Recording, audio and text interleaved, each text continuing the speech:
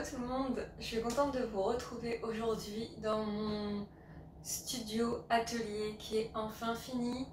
Je suis vraiment contente parce que j'avais vraiment envie d'avoir cet endroit là. C'est une petite pièce dans les 4-5 mètres carrés où en fait il y a mon atelier où je confectionne mes bijoux, donc Moucha.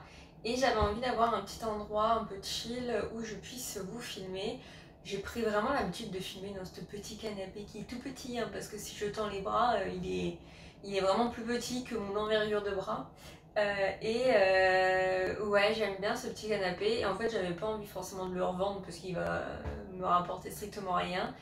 Et comme nous allons avoir enfin notre gros canapé qu'on va chercher samedi, si tout va bien, j'ai hâte d'avoir le canapé et le meuble télé pour au moins avoir fini la maison, quoi, le haut de la maison.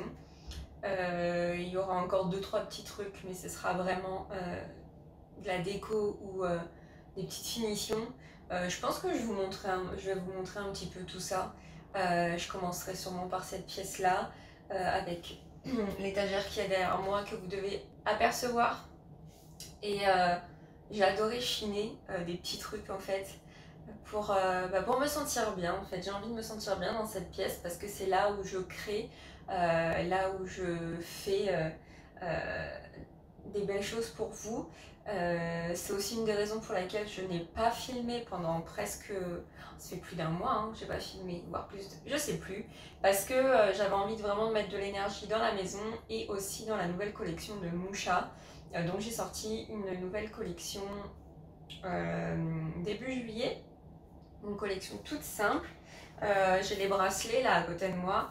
C'est une collection en fait avec des bracelets vraiment fins, tout simples. Parce que j'avais envie en fait de juste des fois rehausser mon poignet avec un ou deux petits bracelets, avec des pierres qui me donnent envie, des pierres qui m'appellent. Et je me suis dit, ben voilà, je vais faire une collection avec 15 bracelets, des couleurs que j'aime bien, d'autres que j'ai découvertes, et vraiment en avoir pour tous les goûts. Il y a du rose, il y a du blanc, il y a du vert, il y a du bleu, il y a des couleurs un peu plus foncées, un peu plus marron. L'avantage c'est que je fais les bracelets vraiment de manière personnalisée, c'est-à-dire que si vous en voulez pour vos enfants avec un tour de poignet de 5 ou 6 cm, vraiment tout petit, il n'y a pas de problème, je peux le faire. C'est l'avantage en fait d'avoir des perles très fines de 4 mm, mais aussi le fait que je puisse vous personnaliser votre bracelet comme vous en avez envie. Il y en a certains qui m'ont demandé si c'était possible de les mettre au niveau de la cheville. Je leur ai dit il n'y a pas de problème, vous me donnez votre tour de cheville et comme ça je peux vous le faire à la bonne, au bon diamètre, pardon. Donc voilà, ça c'est la nouvelle collection où j'ai fait aussi des bagues. Si je les ai à côté de moi, je vais vous montrer des bagues associées à chaque bracelet. Donc voilà, ce sont des petites bagues avec des perles en argent et une pierre du coup de 4 mm pour aller en parure avec le bracelet associé. Donc là en l'occurrence c'est l'aventurine. Voilà, j'avais envie de faire des petites choses simples, minimalistes, parce que déjà moi en fait je suis pas quelqu'un qui met des gros bijoux, qui met des... Enfin vous voyez, j'ai déjà là, j'ai même pas mis mon collier, mais je mets vraiment des choses toutes fines. Ça c'est un essai prototype pour la future collection qui va être une collection sur le Maroc. Donc voilà, là c'est toujours, moi je fais toujours ça, quand je sors une collection, je suis déjà en train de préparer la prochaine, où je vais avoir des échantillons, je vais faire le bracelet et je vais le porter avec moi tout le temps pour voir si ça fonctionne bien, si ça se casse pas, si ça vieillit bien, est-ce que ça résiste à la transpiration, etc. Donc voilà. Et là en ce moment vous avez sur Moucha Boutique du coup la nouvelle collection, et j'ai aussi créé des parures avec les anciennes collections pour avoir une parure par exemple entièrement en lapis lazuli, une parure entièrement en améthyste, en cornaline. Voilà, j'aime beaucoup la rhodonite. Là j'ai rentré une nouvelle pierre qui est la rhodonite. Alors je suis pas fan du rose, mais celle-là vraiment je la trouve très jolie. Donc voilà, si ça vous intéresse d'aller voir mon travail et pourquoi pas de vous offrir un bracelet, bah, n'hésitez pas. J'ai fait aussi une parure, enfin en fait vous pouvez acheter 3 bracelets avec un moindre coût en fait. Donc c'est aussi ça. Moi j'ai juste envie, certes, de me faire de l'argent pour vivre de mon activité, mais j'ai pas envie de vous arnaquer, j'ai pas envie de faire la rapia et de vous vendre ça à 40 euros, alors que clairement ça ne vaut pas 40 euros. Donc là, les 3/4 des bracelets sont entre 9 et 12 euros selon les pierres. Il y a des pierres qui coûtent plus cher, le lapis lazuli notamment coûte plus cher, mais c'est un lapis lazuli qui vient d'Afghanistan. Donc ce n'est pas du toc, c'est de la vraie pierre. Je prends le temps de discuter avec les fournisseurs. Comme ça aussi en ce moment, je suis en train de discuter avec 2 fournisseurs femmes parce que je veux des choses authentiques. Vous doutez bien que pour certaines, si vous reconnaissez les petites perles qui sont tressées là, ce sont des petites perles en fil de soie que vous pouvez retrouver sur les djellabas, au niveau du cou, au niveau des manches, des petits nœuds. Voilà, ça par exemple, ça vient du Maroc, c'est importé par le Maroc, donc je suis en train de regarder si je ne peux pas passer directement par le Maroc au lieu de passer par un intermédiaire forcément qui se prend de l'argent. Donc voilà, c'est aussi ça, Moucha Boutique. C'est que comme vous connaissez Aurore au naturel, ma Moucha Boutique c'est de l'authentique, ce n'est pas j'ai pas envie de mentir, j'ai pas envie de faire n'importe quoi, moi c'est de la passion. À la base j'ai créé ça comme si moi-même je voulais acheter les bijoux et voilà, là je suis en train de faire un prototype et je suis en train de le porter pour l'essayer, mais tous les jours ce sont mes bracelets que je porte en plus d'autres bijoux que j'affectionne et que j'ai déjà, mais si je ne les portais pas, il faudrait se poser des questions, n'est-ce pas? Donc voilà, petit aparté, voilà pourquoi je n'ai pas pris le temps de filmer, j'avais pas forcément la tête à ça, j'avais envie de mettre de l'énergie dans ma boutique, dans mon business, forcément. Puis en plus, je sais que l'été, les gens ne regardent pas forcément YouTube, vous êtes à la plage, vous êtes en train de profiter, après ces 55 jours de confinement où on peut enfin se balader, aller en plein air.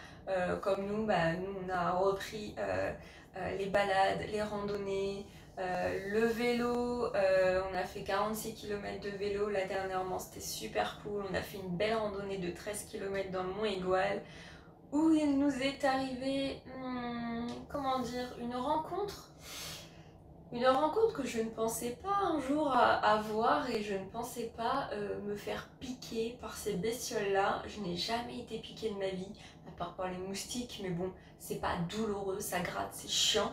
Mais là, on s'est fait piquer par des frelons asiatiques. Franchement, je me suis demandé ce qui m'arrivait.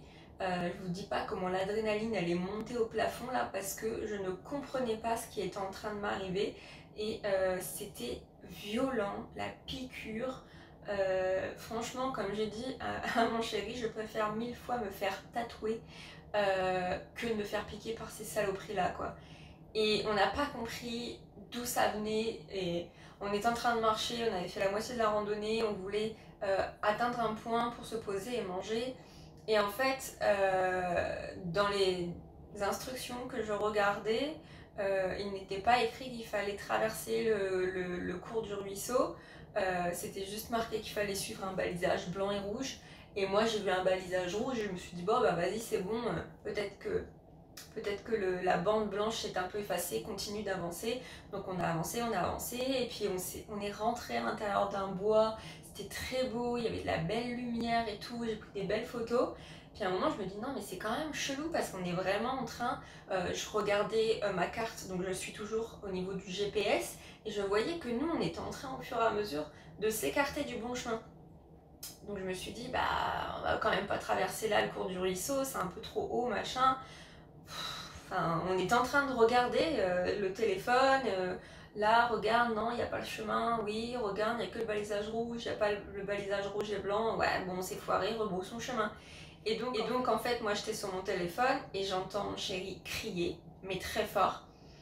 Et je lui dis mais qu'est-ce qu'il y a, qu'est-ce qu'il y a, qu'est-ce qu'il y a? Et en fait, mon chéri, c'est un petit peu, je vais faire une analogie avec mon papa, où en fait, je ne veux pas qu'il lui arrive quelque chose. C'est une de mes premières peurs, c'est qu'il lui arrive un truc, qu'il tombe malade, ou je sais pas pourquoi, mais pour moi, c'est un pilier. Je dis pas qu'il n'a pas le droit de tomber malade ou quoi que ce soit, mais disons que quand ça l'atteint lui, comme une fois, mon papa a été très très malade et j'avais peur pour lui. En fait, je me dis toujours que non, non, non, s'il faut que quelqu'un se fasse blesser ou quoi que ce soit, viens, ce sera moi, c'est pas grave, je sais que ça va aller, je préfère moi encaisser, mais lui reste tel quel, il faut rien qui t'arrive quoi. Et là, il se fait piquer et il se penche et il crie quoi, il hurle. Et je lui dis, mais qu'est-ce qu'il y a, mais qu'est-ce qu'il y a? Et il me dit, je viens de me faire piquer, avance, bouge. Et en fait, au moment où je lui dis, mais c'est quoi, qu'est-ce qui t'a fait mal, qu'est-ce qui t'a piqué? Parce que j'avais vu dernièrement dans des petits buissons, j'avais vu une queue de serpent. Je me suis dit, putain, s'il se fait mort par un serpent, je sais pas trop ce que c'est. On est en plein milieu de la forêt, on est au milieu de la randonnée, il nous reste 7 km à faire. C'est la merde quoi. Et il me dit, non, mais avance, avance. Et au moment où j'avance, je me fais piquer. Bah, je pense que vous voyez le point là. Là, ça, c'est le point de ponction de ce bâtard de frelon asiatique. Je me fais piquer là. Donc je hurle parce que je suis surprise et que ça me fait mal. Je n'ai jamais été piquée par ça. Et je fais, mais putain, mais c'est quoi, mais c'est quoi? Et il me dit, avance, avance. Parce que lui, il savait déjà ce que c'était. Et il se disait, mais attends, si on est au-dessus de essaims qu'on n'a pas entendu, des fois, il peut y avoir 2000, 3000, 4000 frelons asiatiques. Il y a des essaims qui sont énormes comme des ballons de basket, quoi. Et il s'est dit, putain, si on a 50, 100 qui descendent et qui nous piquent, là, c'est la merde, quoi. Donc, il me dit, avance. Et j'avance, et j'avance. Et là, bim, je me fais piquer au niveau de la cheville, là. Donc là, c'est pareil, je pense que vous devez voir. Et là, mais ça a tapé au niveau de l'os. Et là, mais putain, limite, je trébuche. Je me dis, mais c'est quoi cette merde? Et là, je baisse la tête et je vois le gros frelon asiatique comme ça, recroquevillé sur lui-même. Parce que patte avant, il accroche ma chaussette. Patte arrière et d'art, il me l'enfonce. J'essaye de l'enlever, je n'y arrive pas. Le truc était accroché comme jamais. Et je lui dis, mais c'est quoi cette merde? Il me dit, mais avance, avance. Donc j'avance. Et là, le truc s'enlève de moi. On court un petit peu, 500 mètres pour s'éloigner. Et je lui dis, mais qu'est-ce que c'est que cette merde? Et là, je me baisse et je vois qu'au niveau du point de ponction, ça saigne. Et que j'ai un halo rouge qui est en train de se dessiner. Et je lui dis, mais qu'est-ce que c'est que ça? Et il me dit, je pense que c'est des frelons asiatiques, c'était énorme, ça pique de ouf.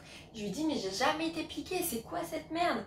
Et là, je me dis, pourvu que je ne sois pas allergique. Je sais que mon chéri n'est pas allergique parce qu'il s'est déjà fait piquer par des abeilles et tout, mais même, au bout d'un moment, on peut devenir allergique. Donc on avance, on essaye de retrouver le chemin, je retrouve le tracé, et là on avait une putain de côte. Et je lui dis, mais du coup, on peut pas se poser et manger. Il dit, non, là, faut qu'on marche, faut activer la circulation sanguine, il faut qu'on marche, quoi. Et du coup, on marche, et au fur et à mesure, ça me lance de plus en plus, ça me pique, ça me brûle et tout, et on boitillait, quoi. Parce qu'on s'est fait tous les deux piquer 2 fois sur la même jambe. Lui à gauche, moi à droite. Lui au niveau du talon, limite du tendon d'Achille, en haut du genou, et moi en dessous du genou et au niveau de la cheville. Je dis mais putain, mais c'est quoi cette merde quoi? J'étais énervée, on avait encore 7 bornes à faire. Et du coup bah on a marché, on croise des vététistes, on leur dit bah attention, n'allez pas de cet endroit là, parce qu'à cet endroit là, si vous êtes allergique et tout, c'est chaud. Et il dit ok d'accord, et en fait il voit en dessous de mon genou, il fait waouh mais c'est ça? Je dis bah ouais c'est ça. Et donc du coup tout ce que j'essaye de contrôler, c'est si mon cœur ne palpite pas, si j'ai pas des vertiges, si je sens pas un gonflement, histoire de voir si je suis allergique ou pas. Bon, je ne suis pas allergique, mais on continue la randonnée, et on finit la randonnée, et on était tous les deux, mais dégoûtés. On s'est dit, mais attends, mais qu'est-ce que ça fout là, dans la forêt du Mont Aigoual? On n'a pas entendu les seins, on n'a rien entendu, mais en fait, en se renseignant, on a vu que des fois, ils peuvent être à 5-6 mètres, les seins tout en haut d'un arbre. Là, on était dans une forêt de pins énorme et on s'est dit, mais... Enfin, moi, j'étais dégoûtée. Après, moi, depuis quelques temps, Depuis qu'on fait des randonnées un peu plus longues, dans des endroits un peu plus abrupts, j'ai toujours une trousse de secours, j'ai un tire-venin, j'ai des lingettes un petit peu anesthésiantes pour anesthésier s'il y a besoin de piquer, de faire quelque chose. On a tout un kit. Mon chéri est infirmier, donc j'ai tout un kit où il n'y a pas de problème, on a tout ce qu'il faut, des compresses, machin et tout. Mais là, j'étais dégoûtée en fait, j'étais juste dégoûtée quoi. On finit notre randonnée, et puis à un moment, dans les... Cette application, je vais la désinstaller. Franchement, ne pas dire juste passe le cours du ruisseau pour ne pas se retrouver dans cet endroit-là, déjà pour moi c'était... Mais bon, après il y a le GPS, j'aurais pu mieux comprendre. Mais à un moment, on se retrouve dans un endroit où je suis bien le GPS, je suis bien tout ce qu'il nous dit. Et on se retrouve à un endroit où je vois plein de bouses de vaches. Mais partout, c'était la fin de la randonnée. Je dis mais c'est quoi ça? Pourquoi il y a des bouses de vaches et tout? Et mon chéri il me dit mais t'es sûr qu'on est au bon endroit? Je dis mais ouais regarde et tout. Et enfin là il n'y a pas de problème, je me suis pas gourée, t'inquiète pas et tout. Et il me dit mais putain c'est chelou. Et on avance, bon il y avait des bouses de vaches assez vieilles, mais il y avait des bouses de vaches à un moment assez fraîches quoi. Et je lui dis bon on va sortir de là, on va aller longer de l'autre côté parce que ça peut être des petites vachettes. Mais on est quand même dans le sud de la France, si c'est des taureaux, il manquerait plus que ça. Bon, on n'a pas croisé de vaches ni de taureaux, mais putain, j'étais là en mode non mais c'est l'apothéose, quoi. On va mal finir cette randonnée. Bon, au final, on a fait une très belle randonnée de 13-14 km dans le Mont Aigoual. C'était très joli, c'était très sympa, mais putain quoi. Bref, j'ai divagué. Mais ça va aller de pair avec ce que j'avais envie de vous dire et ce que j'avais envie de vous montrer. J'ai fait du coup depuis le début de l'été 2 petites recettes vraiment toutes simples. Celle-là elle est très simple, celle-là elle est vite fait plus compliquée mais c'est juste du mélange.